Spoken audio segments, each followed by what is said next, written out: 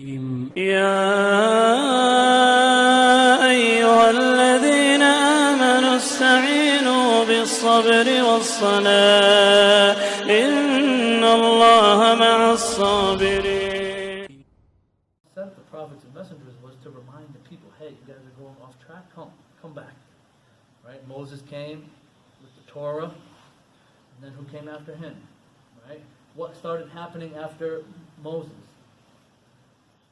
His followers, they started corruption and things like that. Then who came to revive the message of God? Jesus came, right? He came after Moses, many years after Moses, to revive. Okay, these are the new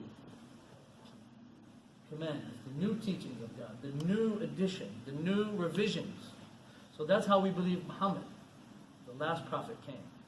He came with many of the same teachings as Moses and Jesus, but added on some things as well. So we believe from Allah's wisdom is that throughout time He would reveal the teachings which were best suitable for those people at their situations and their circumstances in their times. Like in the time of Adam, it was okay for Cain to marry his sister, right? Because we believe Cain and Abel, okay, they were both twins. Cain had a twin sister and Abel had a twin sister. It doesn't mention this in the Bible, right? Some people may ask, well, who did they marry? Right?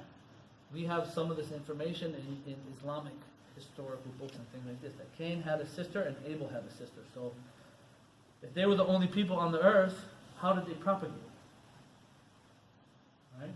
So at that time, Allah, He ordered Cain to marry the sister of Abel, but he didn't want to. He wanted to marry his own sister.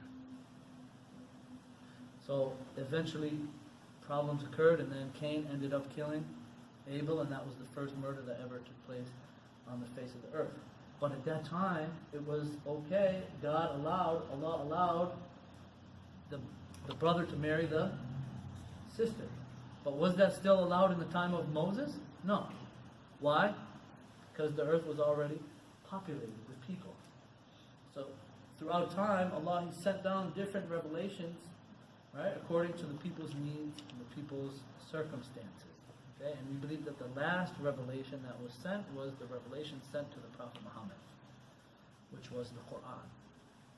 The Quran is the main resource and the main book that the Muslims take all of their religious teachings from, all of their creed, all of their practices that they do, the 5 pillars of Islam. Okay, we believe that the Quran was revealed over a period of 23 years by the angel Gabriel. You guys familiar with the angel Gabriel? Okay, the angel Gabriel came to the Prophet Muhammad. The Prophet Muhammad, he was a normal man until he was 40 years old. Okay, and what is the significance of Mecca? Do you guys know anything about Mecca, like the history of Mecca? Why? Where did Muhammad come from? Who was there before Muhammad? Who built the Kaaba? Ishmael and Abraham. So we believe that Abraham, he settled with one of his wives. How many wives did Abraham have? It gives us to another question you guys might have. Polygyny, right, in Islam. You guys believe in Abraham, that he was a prophet, a great prophet? He had 2 wives, right? Hajar and Sarah. Right? So when people say Muslims, oh, you guys, abuse women, you guys marry all these women and things, well, Abraham did. Right? David did. Jesus didn't say it's not bad to do. Right? So when Abraham, he settled in Mecca, he settled with his wife, who? Hajar. He had 2 wives, Sarah and Hajar. One of them he left where? In Palestine, and the other one he settled for a little bit in Mecca. And he had a son. Okay? He was the firstborn son. Muslims, we believe that Ishmael was the firstborn son. Different than the Jewish narrative. The Jewish narrative believed that Isaac was the firstborn son. Okay?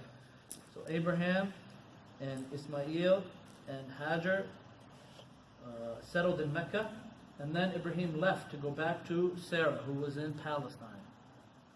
So he left his wife Hajar and his young son Ismail in Mecca, And they ran out of food, they ran out of drink, they ran out of water. So Hajar, she started running back and forth between the two mountains that are in Mecca, Safa and Marwa. I don't know if you've ever seen Hajj, the pilgrimage that the people make every year. Millions of Muslims all throughout the world, they go to Mecca. So there's actually two mountains there. And then when she was running back and forth between the two mountains, the blessed Zamzam water came forth from the earth. And there's also narration, they said that the angel Gabriel came and he actually dug up the Zamzam well with his wing. Then she had drink for her young son Ishmael. So then over time, Ibrahim would travel back and forth between Palestine and between Mecca, and his young son Ishmael, he actually grew up in Mecca and he married from the Arabs, because there were Arab tribes who lived in that area in Mecca. So he married from them, and then after growing up, his father came back, and then they actually built up the Kaaba, because we believe the Kaaba was actually put on the earth when Allah created the heavens and the earth in the time of Adam, that the angels actually put the foundations inside the earth in Mecca. But then Ibrahim and his son Ishmael actually raised it up off the earth. Okay? And from Abraham is the descendant of Prophet Muhammad. Prophet Muhammad actually came from he was one of the descendants of the Prophet Abraham, and through the lineage of Ishmael. It was in Mecca. So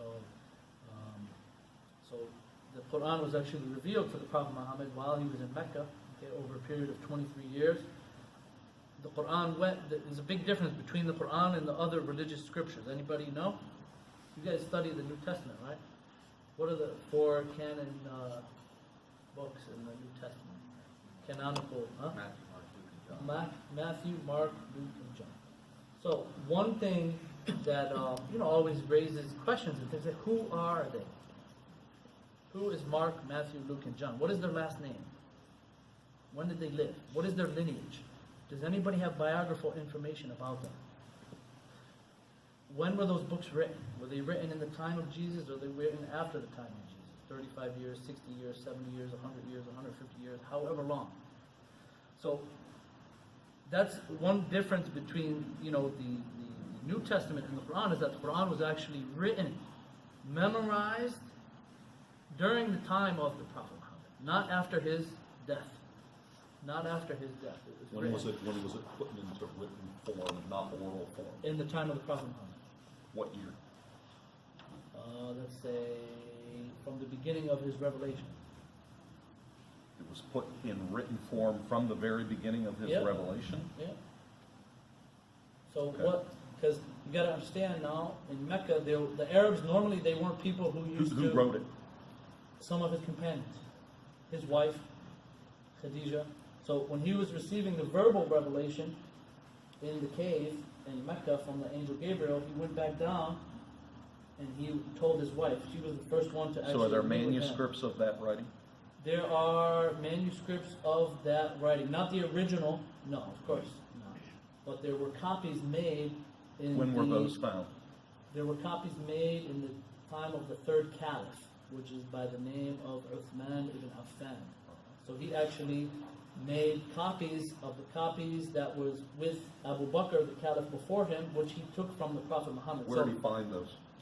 Inside the Prophet Muhammad's house, because the Prophet Muhammad, his wife... What were they written on?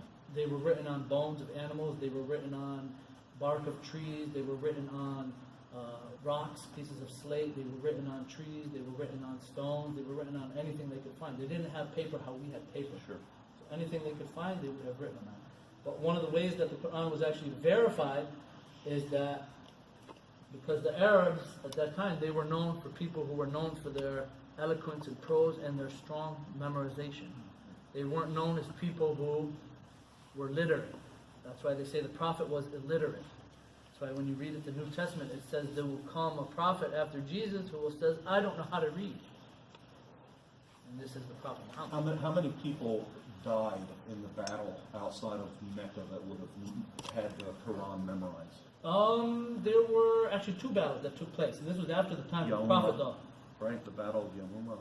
Yamama. Yamama. This was after the time of the Prophet Muhammad sallallahu alaihi wasallam. Correct. This is the time of Abu Bakr. So 70 died in one occasion, and then another 70 died. So that was the reason why Umar ibn al-Khattab, and he consulted Abu Bakr, who was the caliph. He said, well, we're worried that if more of the Quranic memorizers keep being killed, then the Quran Will go extinct. maybe, be forgotten. Right. But they already had it preserved in written form at that time. How many manuscripts are there known today? Well, when Uthman, he made 7 copies. Uthman ibn Affan, the third caliph, he made 7 copies. So let me explain to you how it was done. So the Prophet Muhammad, peace be upon him, when he would receive the revelation from the angel Gabriel, he would go to his different companions. Abu Bakr, who was the first caliph, he memorized the whole Quran by heart. He also knew how to write. So Abu Bakr, he would write down whatever the Prophet told him, and he had it memorized as well. So 2 forms of verification, reading and memorization. Also, his cousin, Ali ibn Abi Talib, who was the first caliph, he was also from the first people to accept Islam. And also his wife, Khadija, who supported him in the beginning, who was one of his main, supporters and people who believed in him in the beginning. And she actually had a lot of it memorized as well. So they had it written down, and they also had it memorized. So then, before the death of the Prophet Muhammad, they had all of these different things that the Quran was written on. But at the same time, there were so many companions who already had it memorized by heart. So the Prophet had scribes as well, such as Zayd ibn Thabit and other companions as well. So all of the Quran was actually in the house of the Prophet Muhammad ﷺ, but it wasn't, when they say, it wasn't in a book form. Like you have bones of animals here, which this part of the Quran is written on. You have bark from a date palm tree, which this part of the Quran is written on. You have leather, animal skins, which this part of the Quran is written on. You have rocks, which this part of the Quran is written on. And then, in the time of Abu Bakr, they actually compiled it together. Why didn't they compile it in one book in the time of the Prophet Muhammad? Because they didn't have to worry about him forgetting it, because Allah had protected him from forgetting anything of the Quran, as He promised in the Quran. So it didn't become compiled in one book until the time of Abu Bakr. Then, because Abu Bakr, his daughter was married to who? The Prophet Muhammad, Aisha. So that's why it was in the Prophet's house. After the Prophet, because the Prophet actually died in Aisha's house. And then Aisha, who her father was Abu Bakr, the first caliph, he had the remnants, or the different pieces of the Quran. So then, when those many of the Muslims were dying in these wars that were being fought in the time of Abu Bakr, Umar, the second caliph, became worried, and he said, well, you need to compile the Quran into one book form. Okay, so that's when they already took all these different pieces, which was the whole Quran already, and put it in a book form. You know how many manuscripts that they Well, have today? at that time, in the time of Abu Bakr, it was only 1. But then in the time of Uthman, the caliph after him, Uthman actually made 7. How many survive today? Probably 2 or 3. Many of them were burnt in some fires. Some of them were transported during World War I. World War II, there was a great fire that happened in Medina. There were many wars that happened in Iraq. Right. So actually, when Uthman made the copies, he made 7 copies. He sent 2 to Iraq, 1 to Basra, 1 to Kufa, 1 to Yemen, 1 to Mecca, 1 to Damascus. Damascus has already been,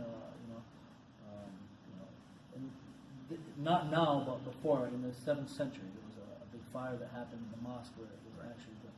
So now, in Turkey, we're saying, this is what many scholars are saying, that the original copy that Uthman had copied from the copy of Abu Bakr is still preserved in modern-day Turkey. But we still have no way of actually knowing for sure that the original copy. But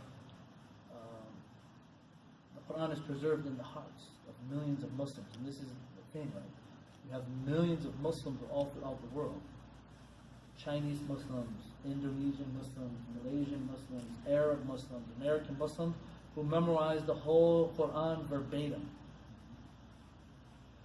So if the Quran was ever, if somebody took all the Qurans printed and burned them and threw them in the ocean, we would still have our book preserved, because it's memorized in our hearts and memorized in our mind. And this is one of the miracles of the Quran. This is one of the miracles that the Creator Creator, Allah, He makes it easy for memorization. He makes it easy for memorization. And me personally, I mean, I don't know of any other faith group which actually memorizes their religious books verbatim, word for word, from different cultures, different languages, different people all throughout the world, like how Muslims memorize the whole Quran. You have kids who are 7, 8 years old memorize the whole Quran, 600 pages of a book.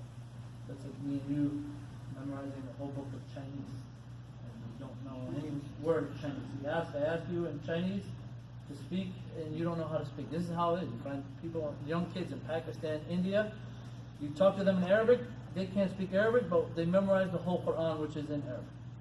It's only a miracle, we believe, from the Creator. So Islam to us, when we, Islam is based on 5 main pillars. 5 main pillars. The testimony that there is no deity worthy of worship except Allah alone, and that Muhammad is His final messenger. 5 prayers.